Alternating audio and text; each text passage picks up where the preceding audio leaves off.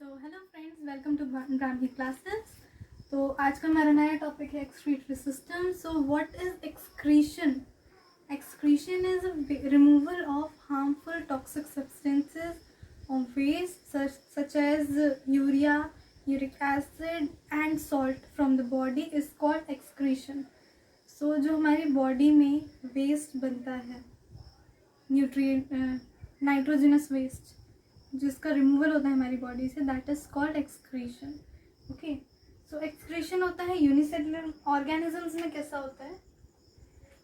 Okay, excretion इन organisms.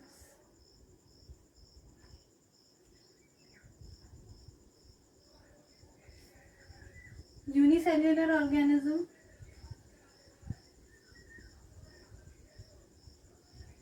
such as amoeba जैसे unicellular organism होते हैं, उनका एक्सक्रीशन किस टाइप से होता है? ये एक्सक्रीट करते हैं सिंपल डिफ्यूजन से, सिंपली डिफ्यूज कर देते हैं सराउंडिंग्स में। जो वाटर होता है इन सराउंडिंग्स, उसमें। Number 2 is lower multicellular. Unicellular जो सिंगल सेल्स के होते हैं, lower multicellular such as flatworms and earthworms। ये कैसे करते हैं excrete?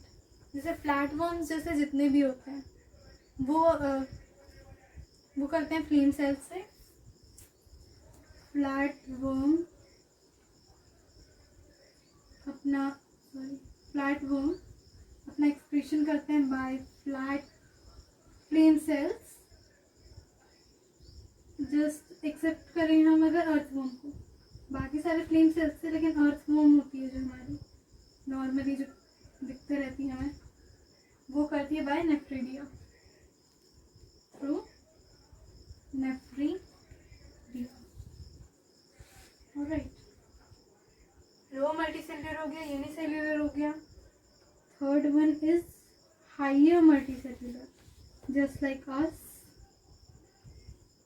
Higher multicellular. Higher multicellular जैसे frog, fish, mammals, animals and human beings. ये जितने भी होते हैं, इनका एक्सक्रीशन होता है थ्रू किडनी के थ्रू। किडनी के एक्सक्रीशन होता है मल्टीसेल्युलर में, जो हमारे से हायर मल्टीसेल्युलर ऑर्गेनिजम्स होते हैं। ओके, अब इसके बाद है हमारा एक्सक्रीशन, हमारा किडनी। तो किडनी क्या होती है? What is kidney? Actually kidney is excretory organ in animals and higher multicellular organisms which excretes the nitrogenous waste and toxic substances from our body are called kidney। ये kidney जो organ है। Okay, pathway क्या होता है इसका? हम diagram बना के दिखाते हैं।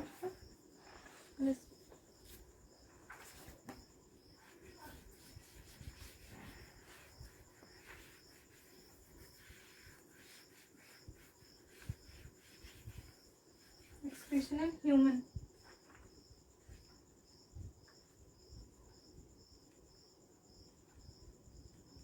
ह्यूमन के अंदर कैसे होता है?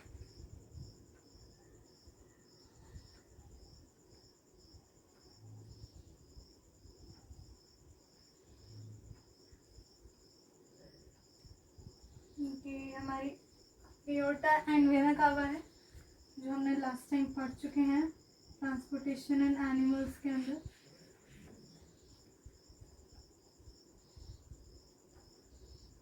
ये हमारी किडनीज है।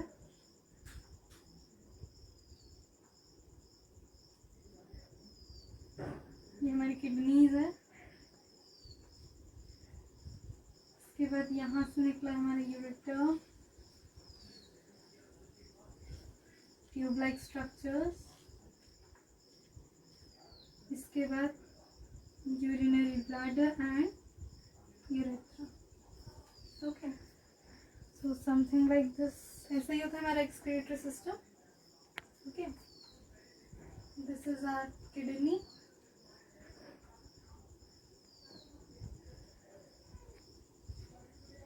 This is our ureter. ये होता है हमारा यूरिनरी ब्लैडर.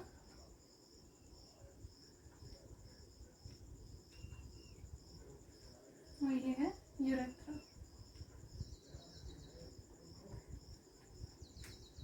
तो हमारे ह्यूमन एक्सक्रीटरी सिस्टम के बारे में पढ़ेंगे. इसका पूरा स्ट्रक्चर होता है ऐसा. ये जो होता है हमारा excretory pathway in humans and higher vertebrate, वो कुछ ऐसा होता है.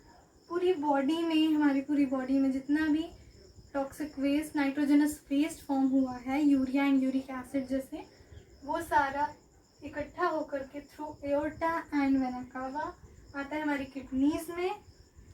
उसके बाद आता है ट्यूब लाइक स्ट्रक्चर. यहाँ से फिल्ट्रेशन यूनिट होती है इसके अंदर, नेफ्रॉन्स. उसके बाद वो आता है यूरेटर में. यूरेटर होता है ट्यूब लाइक स्ट्रक्चर्स. इसके बाद ये पूरा फिल आउट होता है यूरिनरी ब्लैडर में. जब हमारा यूरिनरी ब्लैडर फुल हो जाता है हमारे नाइट्रोजनस वेस्ट से, आफ्टर दैट हमारी बॉडी से एक्सक्रीट हो जाता है through urethra. Urethra is present in penis in males and close to vagina in females. Alright, तो किडनी हो गया. इसके बाद मैंने अभी नाम दिया था नेफ्रॉन्स का. नेफ्रॉन्स क्या होता है? किडनी के अंदर होते हैं नेफ्रॉन्स. मैं नेफ्रॉन का पहले डायग्राम बना के दिखा देती हूँ. नेफ्रॉन के दो पार्ट होते हैं, renal corpuscle and renal tubule. Okay, nephron का आपकी एनसीईआरटी बुक में बहुत ही कंजस्टेड सा डायग्राम है, तो मैं उसे थोड़ा इजी या ओपनली डायग्राम बनाऊंगी इसका मैं. It is just like this.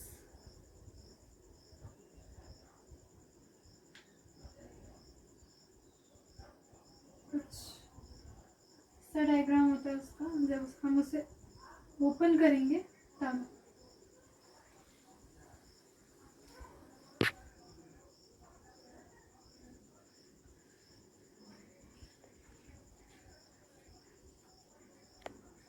Okay, तो इसके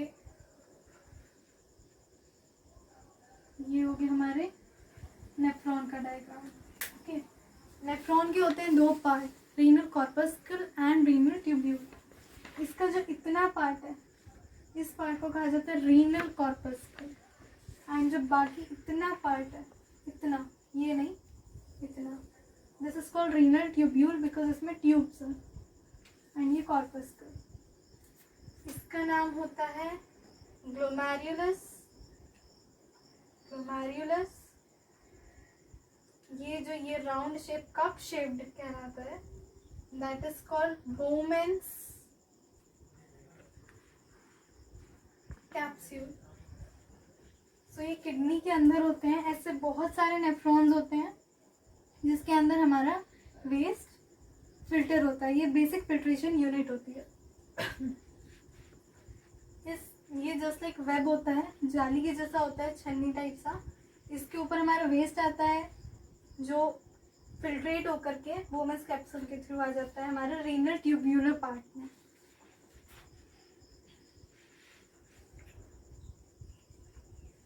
रीनल कॉर्पस्कल. रीनल कॉर्पस्कल, उसका पहला पार्ट है ग्लोमेरुलस, जो कहलाती है फिल्ट्रेशन यूनिट ऑफ नेफ्रॉन या वेस्ट. दूसरा होता है बोमेंस कैप्सूल. बोमेंस कैप्सूल जो कवर किया होता है ग्लोमेरुलस को, ताकि बाहर उसके जितना भी फिल्ट्रेट है वो बाहर ना जाए, सीधे इस ट्यूब में जाए. Number 2 is renal tubule. इसका पार्ट होता है ये है हमारा PCT. This is loop of Henle, hairpin loop जैसा दिखता है. And this is DCT, distal convoluted tubule.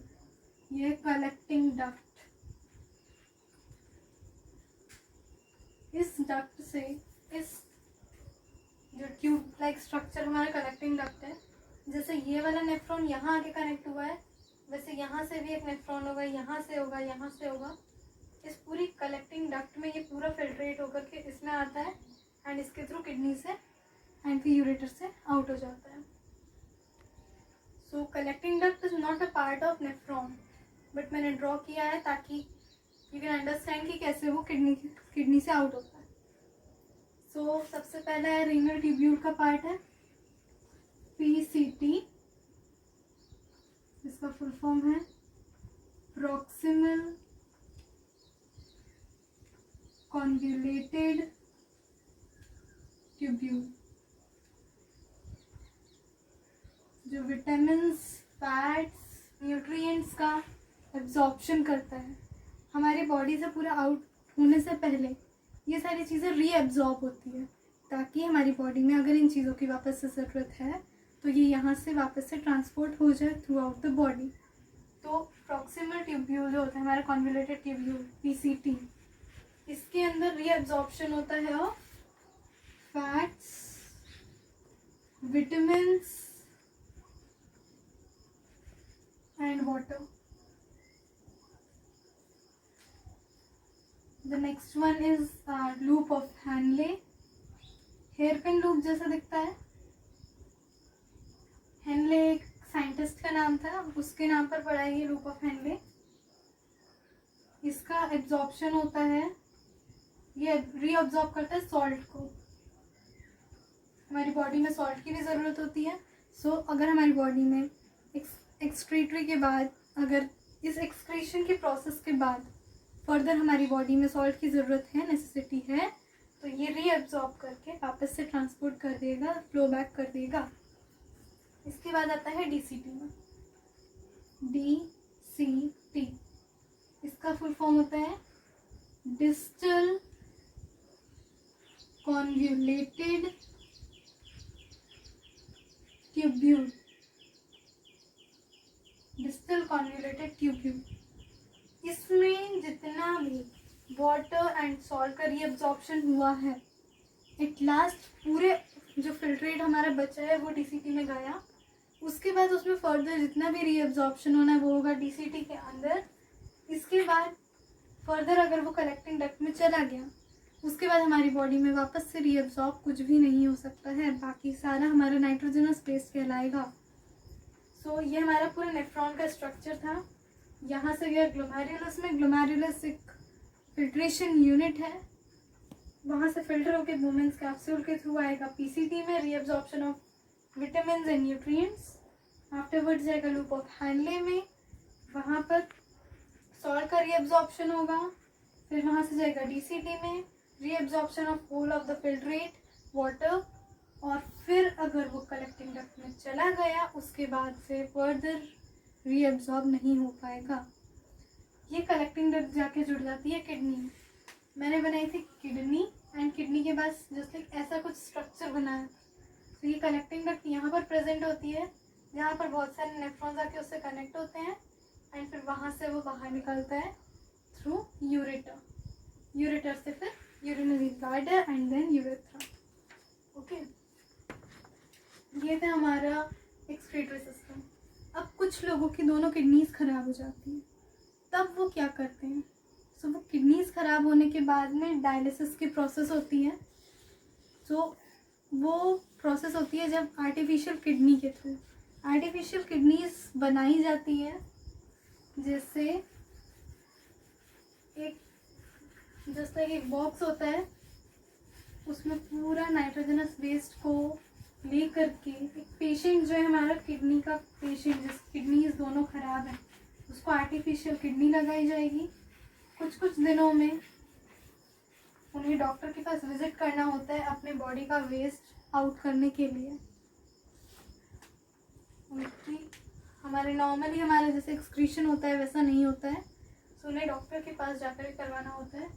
वो अपना पूरा ब्लड, उनका एक this type of structure of artificial kidney इसका कुछ होता है, उससे आउट होना होता है। इसमें उनका ब्लड पूरा ट्रांसपोर्ट किया जाएगा, उसका पाथवे होगा, उसमें एक ऐसा स्ट्रक्चर सा होगा, बहुत सारी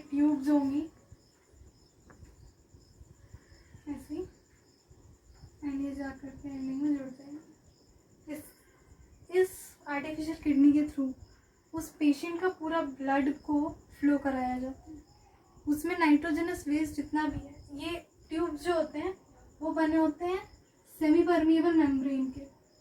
सेमी परमिएबल मेम्ब्रेन जो ऑस्मोटिक प्रेशर को कंट्रोल करता है, सेमी परमिएबल मेम्ब्रेन SPM। सो ऑस्मोटिक प्रेशर को बैलेंस करने के लिए बाहर के साइड पर बहुत कम कंसेंट्रेशन रखा जाता है in comparison to blood. Blood में जितना नाइट्रोजनस वेस्ट है वो सेमी परमिएबल मेम्ब्रेन के थ्रू बाहर आ जाएगा इस जो लिक्विड में, जिसमें कंसेंट्रेशन कम है, और फिर जो प्योरीफाइड ब्लड है वापस से जो पेशेंट की बॉडी में ट्रांसफ़र कर दिया जाएगा, और जितना भी नाइट्रोजनस वेस्ट है वो यहाँ से एक्सक्रीट कर दिया जाए। तो ये होता है उन पेशेंट्स के लिए जिनकी दोनों किडनीज खराब होती है, इसको हम कहते हैं डायलिसिस। ओके, इसके अलावा एक्सक्रीशन अभी हम लोगों ने सिर्फ पढ़ा है नाइट्रोजनस वेस्ट का। इसके अलावा हमारी बॉडी में और भी एक्सक्रीशंस होते हैं। वो एक्सक्रीशंस कैसे होते हैं? जैसे लाइक एक होता है स्वेट ग्लैंड, पसीना हमारा पहला है स्वेट ग्लैंड।